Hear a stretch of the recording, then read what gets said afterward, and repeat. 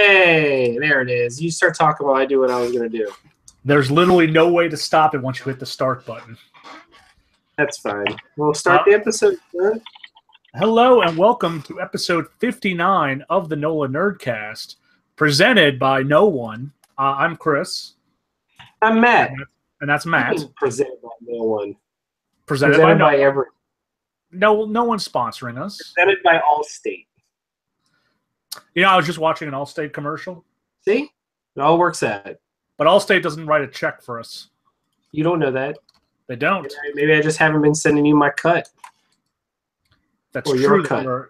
That's true that you're a monster. It could very well be true, and there'd be nothing you could do about it. I could stop doing the show. Oh. I mean, yeah, I guess you could. If you want to be a butt. You're the one who would be a butt in that scenario. Uh-uh. Oh, goodness, what went off? I just sent you a message with today's itinerary. Figure that could be something we could do. That's smart. Yeah. Gangster. I mean, don't say that. Gangster? That's not better. You don't know my life. You're right.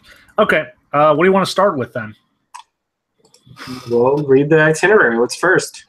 All right. I guess I didn't know if it was a guideline or if it was guideline, Chris. All right. Jeez. I guess the biggest thing we should talk about is Logan. No, that's its own topic. Oh, I didn't read that. All right. Well, then, I guess we'll go through the news. Allegedly, Hugh Jackman will have a say in who will be the next Wolverine. Okay, I like that. I think that's fair. That works nicely for me. I have no issue with that. You know, I went back and I rewatched my favorite scene from X2. Nightcrawler? No. The attack on the mansion. Oh, where Colossus is awesome? Yes. For a half second? Yeah, but you know what? That was so awesome in theaters that I bootlegged a copy of the movie to watch that over and over. It was so awesome. We have our first images of Thor Ragnarok. Yes, we do. With Jeff Goldblum as the Grandmaster. That woman as Hela, whose name I don't have in front of me. And Thor with short hair. Yeah, short Thor. Short hair Thor. Get it? Call him Shore. Yeah, I got it. It's terrible. The Thor. Yeah, I got it. It's terrible. Hey, Chris, I have a joke for you. No. Why not? Because your jokes are terrible. Chris. It's not very nice. Allegedly, DC movies are going to take 2 tracks in the future. The first track. Good. Well, the first track is that they're totally okay to jump on the R-rated movie train. Of course they are. To Murderville. Successful with them. Well, yeah, and because, you know, let's get that real gritty Batman. Look, here's the problem with DC is they... Again? For the 10th consecutive week? Chris, I'm sorry, but that news just elicited the biggest eye roll from me when I read that article because it's literally another example of DC following what they think is popular, and they're going to take all of the wrong lessons from this. They're going to be like, oh, people love all the cursing and the violence in Logan, and completely overshadow the fact that it was just a fucking amazing movie. Yes. And it's the same thing they do with everything. Marvel or Fox has this huge success, and they think they can emulate it, but then they micromanage and bureaucracy it to hell and back, and the end result is never on par with what their competitors are doing. Yeah, I agree. Ever. And so the second I was like, oh, yeah, they want to do R-rated movies. Like, of course they do, because Logan was a huge success and Deadpool was a huge success. No, there's no mention there that they're going to do it right. They're just going to slap on extra violence and maybe some nudity and throw in some curse words and call it a day. And it's still going to be a garbage film because it depresses me to say this, but DC makes garbage movies now. Like, they're enjoyable, they're entertaining, they're not good. Yeah. Does that make sense? I think that's fair. And I think DC movies are going to be they're going to do one and it's going to be terrible. And they're like, well, our bad. But now the other thing that came out today, came out a couple of minutes ago, I think.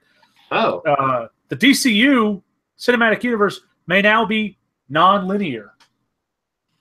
Okay. Which means they could take movies from any time frame and make them. Huh. Like, you know how Wonder Woman's 100 years in the past? Right. Well, what if they do a movie that's in the future? And so all the events from Justice League have already happened? Something like that. Scenario? Yeah. Hypothetically. Okay. Hypothetically, gotcha. I'm picking up what you're putting down. So here's my thing. Number one, I like the freedom of it to not be tied in, to be able to just like, we're just going to make a Booster Gold movie, hypothetically. I just said it in the 25th century. The problem I have with that is I have no confidence that DC can juggle that and make it all work. Yeah, that's the issue. I cannot find for the life of me the new episode. Same place it always is. Find me a link. All right. That's what I thought. Well, I'm copying the link and sending it to you. There it is. I have early Iron Fist reviews, but we're going to talk about that later. Riverdale was renewed for a second season. I guess the mystery of Jason Blossom continues. Have you been watching Riverdale? I'm a couple episodes behind. Did you see the little subtle nod to Afterlife with Archie? Did you No, I didn't. Oh, you'll flip out. Okay. Did you see that they're going to make Jughead a werewolf? Yeah. I wanted to put that as news, but it's not really anything because it's a one-shot. But I was initially annoyed because I want more Afterlife with Archie and less new projects. Right. Patrick Stewart, who retired from playing Professor Xavier after Logan, says he will swerve that decision to play Professor X in either Legion or Deadpool. You know what? That reminds me of Mark Hamill, where it's like, I am retired unless it's for Killing Joke. Mm-hmm. I mean, and I'm all about that. I'm not. He's like, look, I'm not going to do it unless the role is what I want. I don't like it because he had the best ending. Like, he did. I don't. But that's the beauty of the non-linearity thing, Chris. He can show up in Legion and Deadpool because they all take place before Old Man Logan. I would prefer he didn't. Personally. I understand. I'm just saying you got James McAvoy. Sure. He's doing fuck all. So. What do you mean? He just starred in that huge movie Split that made M. Night Shyamalan like decent again. Oh yeah. Yeah. I was listening to a podcast and they talked about The Last Airbender today. Yeah? Yeah. And it hurts now just as much as it did then. Jason Isaac has been cast as the captain in Star Trek Discovery, so you can take your nap now. Oh, cool. All right. Talk more about Star Trek? Nah. You know what Deadpool comes out this week, right? Huh? You know what comes out this Tuesday? What? Bridge Command. Okay, I'll get my 4 imaginary friends with VRs to get it and play it with me. You know, Chris, if you get a VR, I will buy Star Trek to play with you. If you ever get a VR, that is my promise to you. That would be an awesome game to keep in touch and play co-op with. 100% serious. I will buy Star Trek Bridge Crew, and we will play it, and it'll be awesome because you can be the commander, and I will take your orders. That's so much money, though. Yeah, but you know the price drop's coming. Yeah, we'll see. We have our first teaser for Deadpool 2. If you saw Logan this weekend, you saw this. Yes. All right, here's the thing about the teaser for Deadpool 2. I legit thought it was actually part of the movie at first. Like, it started like the way a movie would start. And then it started going in. I'm like, oh, my God. And then all the little jokes, like there was a Dragon Ball Z reference. There was the Firefly posters in the back because Inara is his girlfriend. Did you catch the Dragon Ball Z one, Chris? No. On the phone booth, it said Hope. Yeah. Same style, lettering, and design that Bulma wrote on Trunks' time machine. That's really clever. I thought that was just a reference to Hope. I mean, it could be pulling a twofer Easter egg. Yeah. But my favorite was Nick Summers will be here soon. Nathan Christopher. It was amazing. Yeah. We got some more people coming to this Fox X-Men show. Yeah. Amy Acker, who has been on genre TV for forever, taking out those garbage bags of money from Wizard World. And Kobe Bell from Burn Notice. Yeah. Are going to be on this show, this mutant show, doing mutant things. Dude, Legion is becoming stacked. Yeah, I know. Well, no, that's not Legion. That's the X-Men show. Oh, it's gonna be different. The Fox X-Men show. Remember? No, I forgot that was a thing. Oh, it will be a thing next year. Interesting. Okay. Or later this year. I don't know. Ken Loom is going to be our Karnak in this Inhumans show. Okay. And there also is a listing on the casting sheets for a 200-pound dog to play Lockjaw. Okay, that's kind of awesome. Alexander Siddig is going to be Ra's al Ghul in Gotham. So Gotham has just gone completely around the bend. Look, they don't care anymore, and it's whatever. It's fine. You know what? Good. I'm glad they don't care. Do it. I don't care. We have our first trailer for the new DuckTales series. Did you see this? Yes. Yes, I did. It looks so good. It looks so good.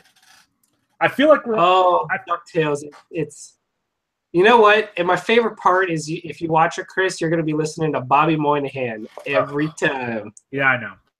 Honestly, though, I couldn't tell the voices apart for the triplets. I could pick up Bobby Moynihan's voice. See, I just don't have enough. I don't have enough of them. Don't worry, it'll be in your head. Wait, didn't you get a better webcam, by the way? Because you were looking blurry as fuck. Yeah, the internet's not doing great over here. Okay. No, I feel like we're on the verge of a new Disney renaissance for television animation. Agreed. Between this and the Tangled series and Star Wars Rebels, and coming off the path of Gravity Falls. Yeah. I was watching Gravity Falls again the other day. You know what that gives me hope for? What? A Darkwing Duck reboot. Hey, if DuckTales does good, probably. That's what I'm saying. Adam West is coming to do some stuff in Powerless. Okay.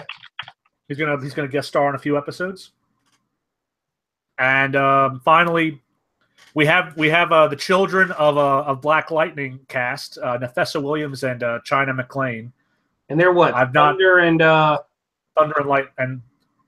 Lightning 2? I forgot what her name was. Hold on. I'm looking it up. Chris. Yes.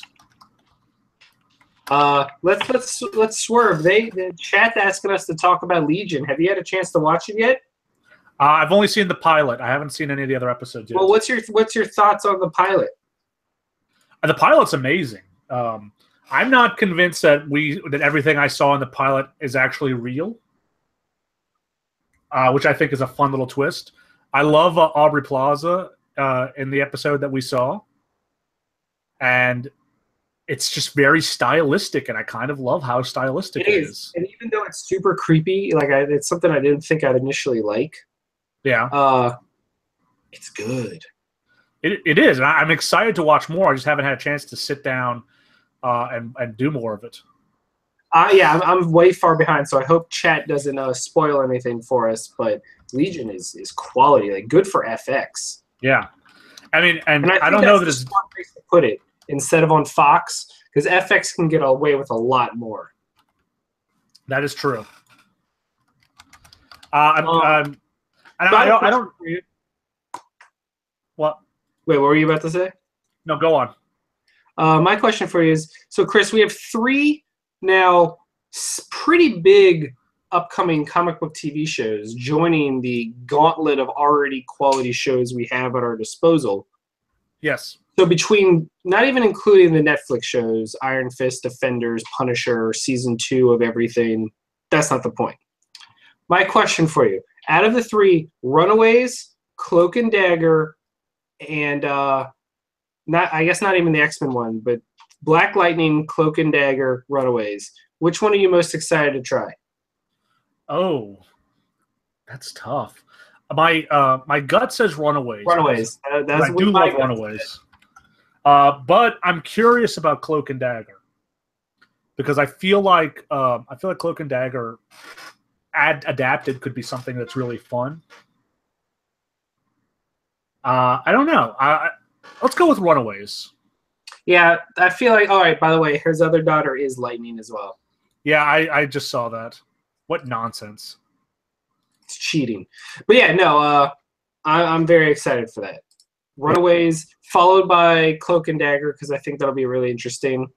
And is it weird that I'm less excited for Black Lightning just because isn't it a CW show? Yes, it is. Yeah. So at this point, I already know it's going to be quality. Like, the mystery on that isn't there because it's another CW show that's going to tie into the world, and I know it's going to be good. Like, it's at that point where CW gets a pass.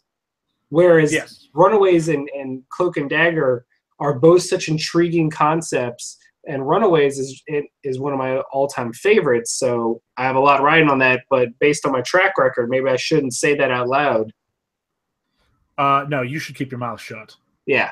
But yeah, so why don't we jump into the other big stuff that came out comic book-wise this week, and talk about friggin' Logan. Frickin' Logan, man. Chris, is it safe to say, and I know you like to chew on it and maybe see it a second time to get a feel. Yeah. Is Logan the best X-Men movie? I had it at number 1. And I could alternate it at 1 and 2. Because I think Logan is probably the better film. But I think the other X-Men movies, my number 2, which is X2, is more watchable because I think Logan is very heavy. Someone in chat has not seen it yet, so we will not go into spoiler territory. But let's just say, I will point out right now that at first I thought I would be annoyed that it didn't actually adapt Old Man Logan or any comic. But I think it actually works to its benefit. It is not. It only takes the concept of Old Man Logan and X-23, but it doesn't have to adhere to a set storyline. So there's no expectations of what we think should happen. It's it's amazing. I think the biggest thing was, first of all, there was just no way to adapt Old Man Logan as it currently is. The rights issues alone would be ludicrous. I know. But they took enough of the good stuff of Old Man Logan and they threw in the good stuff of X-23, and they even threw in a little sprinkling of New Mutants, just a little for taste. I actually think that they could parlay this into a New Mutant movie. Yeah, but I think what they're going to do something different with New Mutants. But there's enough sprinkling there with Richter and some of the other kids hanging around that could be that added to it. Yeah. Here's the thing. Logan was just so damn good, Chris. It earned its R rating hard and fast, but it never felt like it relied on it to succeed. Like Deadpool succeeded because it used its R rating as a juvenile crutch, and people reveled in that because that's what Ryan Reynolds does, and that's what Deadpool does, and it worked. If Logan had tried the same thing, like violence for violence's sake, it wouldn't have been so good. But what made Logan so great was it used the R rating's freedom to just tell the movie that we always wanted Wolverine to be in, like a movie where he could really let loose and be Wolverine. And it was a lot like people pulling back that old X-Men Origins video game where it was like the best Wolverine game because it was an M-rated game and you could actually get violent with it. It was like that in movie form, but the script was just so strong and the performances were so good, and it was dark and it had feels. I don't know, man. Lots of feels. This is definitely one that I cannot wait to buy. We really should revive our movie reviews and do one for Logan. Yes, I think this is a definite buy, and I don't own any X-Men movies. Yeah, like this isn't like I own the X-Men movies just because I collect them, but Logan is one that is just that. Logan's special. Yeah. Well, let me ask you this. You know, we talked last week about the rumor of a black and white cut. Do you think it works? I think that would work great. Turn into a film noir style. See, I'm not sure. I don't know if it would work as well as the black and white did with Mad Max. I think it would. Well, we'll find out when it comes out later this year. Yeah. But no, Logan is excellent. Excellent. Absolutely worth your time. Let's end the comic section talking about the disappointing first volley of reviews for Iron Fist on Netflix.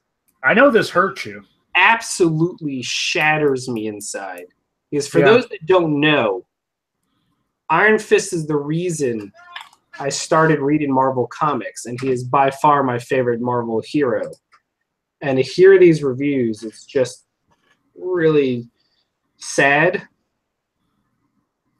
And the reviews are not like this is a terrible show. It's a boring show. Yes. That makes it worse. Now, the caveat is only the first 6 episodes have been reviewed, so there's still half the show where it could turn it around, but the odds aren't there. No, and there's enough people saying the negative reviews that it gives it a little more credence than like one guy. So yeah. Well, I mean, we'll find out. Iron Fist releases next week? Yep. So we'll find out then. Oh, it makes me so sad. Just on a lark, I looked at the ratings for Legion. Yeah? It's not great. Really? Well, here's the thing, though. Yeah. Are they not great based on primetime television? Or are they not great based on FX? Because I think, like, a moderate success to a channel like FX is better. Well, well, just judging from this, only 750,000 people watch it live. Mm-hmm. Shows that are beating it at that time slot are Bering Sea Gold, Conan, and Skin Tight on TLC. However, I will counter that by saying FX has a very robust streaming audience because they push their FXX app really hard. And I agree, but we don't have those numbers. We don't. I'm just telling you ratings. Fingers crossed that we get a Legion season 2. That's all. Well, we'll see. But yeah, that about wraps it up for comic news. Yeah. Not too terribly much on the horizon. Go away. For video games. That was perfectly timed. Yeah, she loves to pop in on my terrible puns and hate on me. Chris. Yes. I told you this joke that I made up earlier. And I hate it. Hey. I hate it. Hey, Chris. No. What did the judge say when the prosecutor asked to have Horizon Zero Dawn admitted into evidence? Oh my God, Ace is getting so big. He is huge. He's so big now. It makes me so sad. Look at that. Look at that floofer. He does not want to be held. He is going to attack. Anyway. Wait. Hold up Ace again real quick. Okay. What? Hold up Ace again real quick. Say something. Okay. Say what? Callie wanted to see him. Hi, Callie. Caitlin says hi. She's now chasing Samson around. Chris. Okay, dog time's over. Yeah. So yeah, dog break. So let's. Your dog. Anyway, no, it's a Samson. It's a wild Samson. Oh, hi, buddy. Chris. What? Let me tell my joke. Okay, take this, please. Thank you. Tell your terrible joke that no one wants to hear. What did the judge say when the prosecutor asked to have Horizon Zero Dawn admitted into evidence? What did the judge say? I'll alloy it.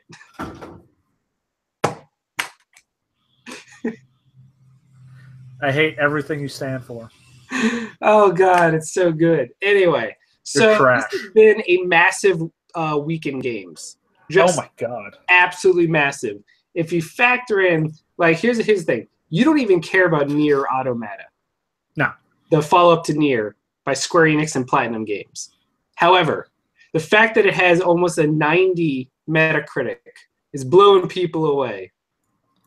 That the fact that Horizon Zero Dawn came out, and Zelda came out, and the Switch came out, and you just have one of the greatest 7 days in video games that I can remember in a long time. Like, March is more stacked than most Novembers.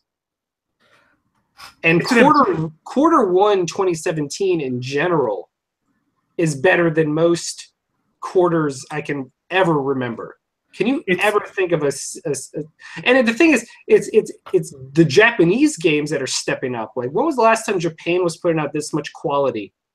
It's been a while. It has been a while. I just want to say it's an embarrassment of riches, and I think Zelda being good has really revitalized everyone I've seen online. Everyone's a little more optimistic, a little peppier. But here's my problem. Here's the issue. All right. Zelda's amazing. Yeah. The Switch is not yet. Mm-hmm. Hardware-wise, the Switch is very well done. It's a very sleek and stylish system. It feels good in your hands. It works well. The battery life's solid. The Pro controller's really well done. The Joy-Cons take some getting used to, but they work. The issues are all software-based. This is clearly a system that was not ready to launch, and it's all but been confirmed by everyone besides Nintendo, because they're not going to say this, but they only launched it because they needed this to come out in this fiscal year to offset all of their horrible losses of declining 3DS sales and the complete bottoming out of the Wii U. They needed this to come out, but it wasn't ready to come out. Jacob's asking about the Destiny stream. We actually had not had a chance to see that yet. I'm going to look that up real quick while I keep talking. But, I mean, think about it, Chris. No virtual console. No. They have a paid online system that is still not detailed yet because no games actually utilize their online service yet. But it's there, and you have to pay for it. But no one knows how it works or what it even features. There's no streaming services for a system that's designed to be taken on the go. No Netflix, no Hulu, no internet browser, no Amazon. There's nothing on it. You have issues with the docking station where it scratches the screen the more you take it in and out. What else is missing? There's the desyncing issue with some people's Joy-Cons where it just stops working for 10 seconds at a time. Isn't the charger port at the bottom of the screen too? So if you're trying to place it on a surface, like the charger's just stuck underneath? Yes. Yeah. I mean, yeah, it's not ideal right now, and we know that Switch 2, Switch 1.5 is going to be way better because that's what Nintendo always does their product testing in public. Right. But this is definitely a soft beta launch for the Switch. But it plays Zelda, and Zelda's amazing. Yes, Zelda is by hands down. It might go down as one of the greatest launch games of all time. I think it beats out Mario 64. Zelda is so good that all the complaints you said about the Switch, which are valid, are just kind of wiped away by everyone. I agree. And that's what I actually said in several tweets about the subject, is that Zelda's so good, it makes you not care about all the issues with the Switch. Yes. And the sad thing is, like, the launch lineup, if you take away Zelda, is garbage. But no one cares. Because if you bought a Switch at launch, it was to play Zelda and no other reason. I firmly believe by this holiday, when Mario Odyssey comes out, the Switch will be a must-own system.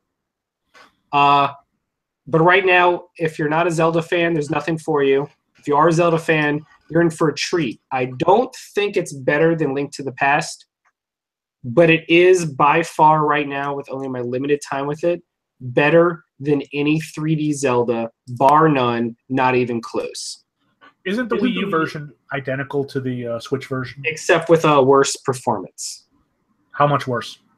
Lots worse? Yeah. I haven't seen anyone do the Wii U, so... Like, go look up a video of a comparison video. It's just the frame rates in anything involving more than 2 enemies. The game stutters to the point of it might as well be a slideshow at points. It is definitely not a... And it makes me wish that they didn't keep doing this and having Zelda be a cross-platform launch title, because then we never get to see what a Zelda game could be if it's built from the ground up for their new system. It's basically a port on the Switch, so it's not optimized. But it makes me wish, like, why wouldn't they just build it from the ground up and make a Zelda game worthwhile? Like, it's Skyward Sword versus Twilight Princess. They're both on the Wii, but one was a port and one was built for that system from the ground up. I don't know. Yeah. But no one liked Skyward Sword. They revealed that the last live event for Destiny, where they brought back all the raids, and if you get rank 7, you get a cheap T-shirt with your gamer tag on it. But I also heard that you can carry over your cosmetic stuff for your Destiny character, even though you can't bring over your character. So that's cool. But yeah, that's the Switch and Zelda in a nutshell. It's amazing, and it will rekindle an innocence in you as a gamer. People have said, very rightfully so, it's like the original Zelda, in that no tutorials, no hand-holding. They just put you in a world, and you go off and explore. You can do things in any order. It doesn't matter. It's up to you.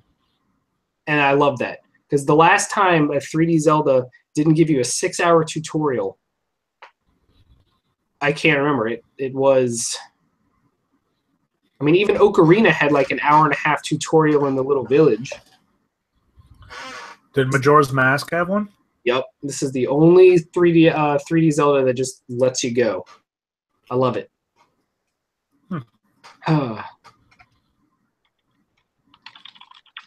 Anyway.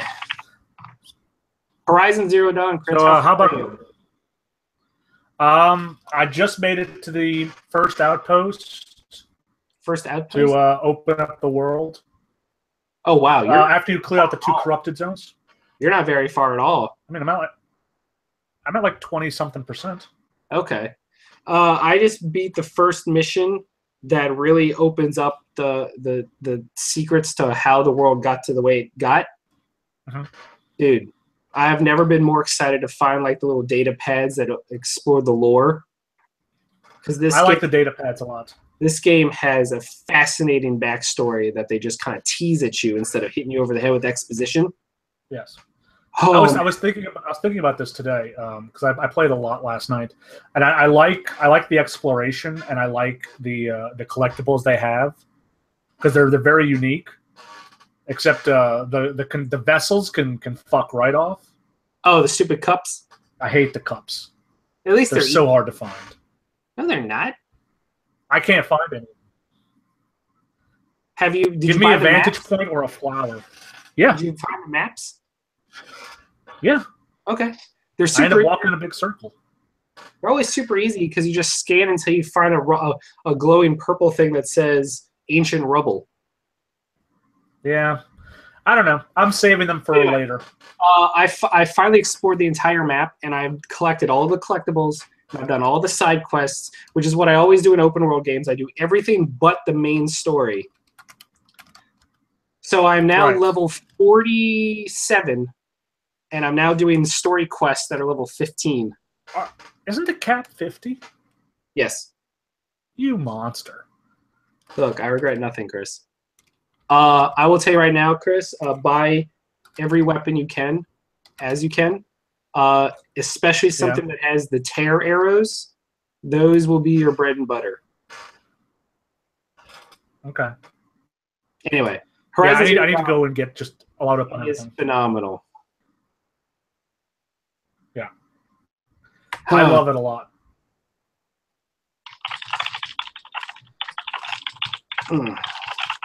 For Honor is a lot of fun, though.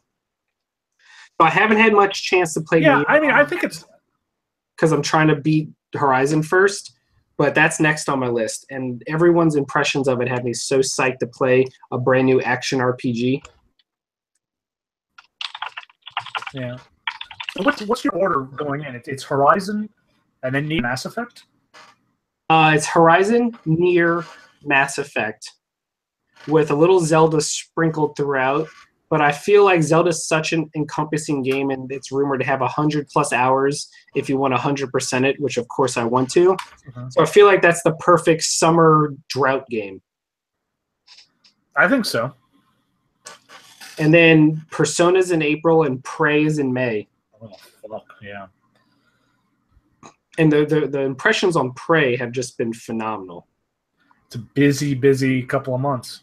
It is stupid busy. I'm looking forward to the drought so we can finish some stuff. I know, right?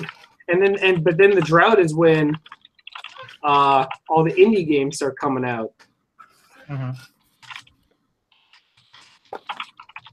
Anyway, Chris, why don't we talk comics and finish up the day? Yeah. By the way, here's something we didn't talk about. They started advertising for their new event. Oh, yeah, Secret Empire. Secret Empire. People are not happy about Secret Empire. But you know what? Watch this be one of the highest selling ones because people just want to hate read it. Oh, I'm sure it will. I mean, I get why people hate it. All right, Chris. I'm probably not going to end up getting it. Let's do our rapid fire reading. All right. I have Josie and the Pussycats, number 5. Chris, I love her non-stop pop culture fourth wall breaking. Absolutely. Melody? My favorite thing I think this was the best issue so far. Oh yeah. I feel like they got a lot of heart in this issue. Some real truth was spoken. And a lot of self-aware fourth wallness. Yes. But you know what? It's part of its charm. Yeah, I like Josie. I think Josie's a lot of fun. Agreed. I have Reggie and Me, number 3. So it'd be Reggie and 3? Shut up. This was actually surprisingly nice. Like, look at Moose and Reggie and all the different. You got a nice little take on people. Yeah, admittedly, I don't know about Moose's old Reggie canonness, but if this is all new stuff, I kind of like that they've painted this in for him. It's really hard to have a story where Reggie's awful. Yeah. And he does awful things, and so it's kind of awesome. I kind of like that they frame it around his dog, which of course sees his master as the perfect. And he loves him. Yeah. It's the perfect way to frame Reggie and still make him feel kind of likable. What are you doing? Are you just... Oh, there's a rubber band that I found that just broke. Okay. Weird. I have The Wicked and the Divine, number 27. Oh, man. I feel like this book is rapidly... Coming to a close? No. It's going from, yeah, we're gods and we're having fun to, we're gods and now shit's getting bad. Real bad, real fast. Yeah. It feels like we're inching to that real bad point. Did you see what the next issue is going to be? Yeah. Going to ancient Rome. That's another one of those special issues. Yeah. Yeah. I have The Unbeatable Squirrel Girl, number 18. Yep. This is okay. I don't super love this, but even like a Squirrel Girl issue that I'm not in love with is still, I like the much fact better that than a it lot of other doesn't stuff. feel like this is going to be a long-running arc. I think it might be done by next issue. I think you're right. Because while I enjoyed the concept of this arch villain of hers, issue, you're right, it was okay. But, but a mediocre Squirrel Girl is still better than most other books. That is true. I have Old Man Logan, number 19. I love the story of this. Did not like this guest artist. It's not my favorite. I mean, to be fair, if you compare your work to Sorrentino, it's going to be garbage. No, and I do like that this issue is Logan wants to go back to his cursed Earth, and everyone's like, no fucking way. Yeah, no, you're dumb. Get out of here. Yeah. Next. I don't know. I think there's some potential for that. I have All New Wolverine, number 18. I had a feeling that's where you're going. This ended the arc really nicely and in a dark way. How she finally got rid of Kimura was not how I expected. I mean, it's the only way it could have ended. Man. But I feel like, especially after seeing Logan, that I have a better appreciation for Laura. Yeah. Now that after seeing Logan, like an X-23 book was just what the doctor ordered. Yes. And it ended on such a triumphant kind of note, too, that I'm very pleased with how it worked out. Chris, side note, Jacob's asking, did you read the Green Lantern Star Trek crossover story? No. Is there any particular reason? You usually love goofy-ass crossovers. Yeah, that was when we were buying physical issues, and I couldn't budget it in. I think I saw the trade available on Comixology, and I never got around to picking it up. Okay. I think you should get that and Justice League versus Power Rangers. Oh, I'm definitely getting Justice League and Power Rangers when it's finished. People keep posting panels of it on Twitter, and I'm like, that's ridiculous. So there's this great panel where Kimberly is flying in her pterodactyl, and fucking Superman's flying against her, and he goes, I need you to step out of the pterodactyl, please, ma'am. All right, I got to see this. It's nonsense, dumb, but it's the best kind of dumb. What else you got? I have Wonder Woman number 18. Yeah. Oh, yeah. This is shedding some more light on the villainous Dr. Kale and how Minerva became the cheetah in the first place. Okay. And what I really like about this issue, and it's a nice Greg Rucka thing of taking your villain, giving them a reason for villainy, but not making them super sympathetic. That's always like sympathetic. That's a fine line to dance across. Yeah, like I feel bad for Veronica Cale, but I don't feel super bad because she still sucks. You know, it's a very delicate balance, and I really appreciate Greg Rucka's handling on this. I have The Flash number 18. Okay. You know what? This is the Captain Boomerang story, right? It's the beginning of the Captain Boomerang story. My favorite moment is Wally. I'm sorry, not Wally. I guess New Wally and Barry infiltrate Belrev, looking for the Reverse Flash. That's Wally's uncle or Wally's uncle. And Amanda Waller's like, yeah, you guys should just go. Don't stay here. And then there's the Captain Boomerang stuff, which is a lot of fun, but only takes up like 2 pages of this issue. So I have Justice League of America number 2. Yeah, I didn't get that. It's not clicking with me yet. I want to give it to the end of this first arc to see if it really kind of solidifies. But this issue doesn't do anything for me. I feel like this first villain was really a poor choice. Who is it? It's these people from the nuclear Earth. I forget what it's called. Oh, right. I forget. Yeah, I don't remember. They're my least favorite people. So, okay. Finally, I have Detective Comics number 952. Yeah, I love Lady Shiva. This new Lady Shiva is awesome. First of all, the last 3 arcs of Detective Comics have been stellar. I know. Detective Comics is the Victim book. Society and now the League of Shadows. Man. Detective is the book for DC. My favorite moment is when Ra's al Ghul is vaguely threatening Lady Shiva. Yeah, and she's like, yeah, whatever. And she kills a bunch of dudes in 10 seconds. Man. Like an awful lot of dudes. And she's dripping in blood. If you could put that panel up. Okay. This is an amazing run. Oh, it's so cool. Lady Shiva's a great villain that has always been underutilized. Yeah. Maybe because she's not really a traditional villain. She's always been very self-serving. But when used effectively, it's really dark. My favorite moment of this is when Batman's like, I've beaten you. And she's like, yeah, whatever. And like almost breaks his arm off. Mm-hmm. Yeah. I kind of like that. It's good times. Yes, indeed.